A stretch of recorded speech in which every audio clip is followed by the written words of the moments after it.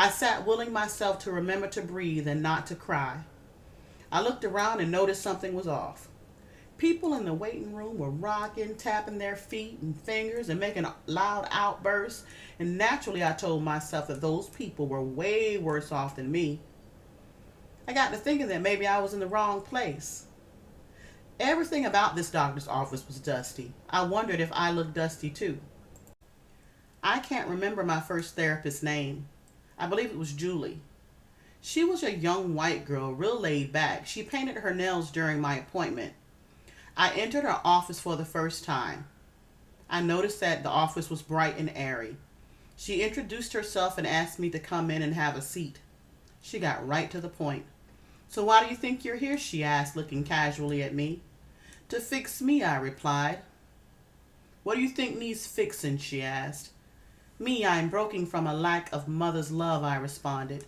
She straightened up in her chair and asked, "Do you have symptoms?" That's when I told her how sometimes I feel like I'm outside of myself watching, and how I'd become detached and isolated, and about my experience when I arrived on campus that day. I watched to see her reaction. She simply said, "Well, those are symptoms." I told my therapist my story and confided how I felt when I told Gil what happened to me when I was a little girl, and her cold-hearted response had been, "If he never did it to me, why should I think he did it to you?" I didn't speak to Gail for over a decade behind that statement. Gail was the one person I thought would always have my back. I was wrong. I told my therapist how I tried to tell Dan what Jackal did, only to have him say twice, "I don't want to talk about that. I don't want to talk about that." I explained to the therapist how I can recount what was said and done like nobody's business, but I never remember the specifics of the molestation. I told the therapist how I have very few memories of being in elementary school. Most people I know can remember who their favorite elementary school teacher was. My first memory of my teachers' names is in middle school, and even then it's foggy. My therapist told me that in many cases, a person, especially a child, often blocks out memories they don't want to remember.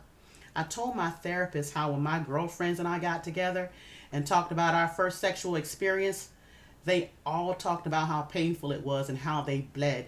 I sat quietly listening, not understanding why I didn't feel pain and didn't bleed. I took a deep breath. It was all too much. I sat crying, silent tears in front of a stranger. I cried from the most profound depth of my spirit.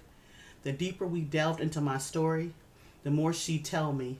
It's amazing how well adjusted you are considering your unstable foundation.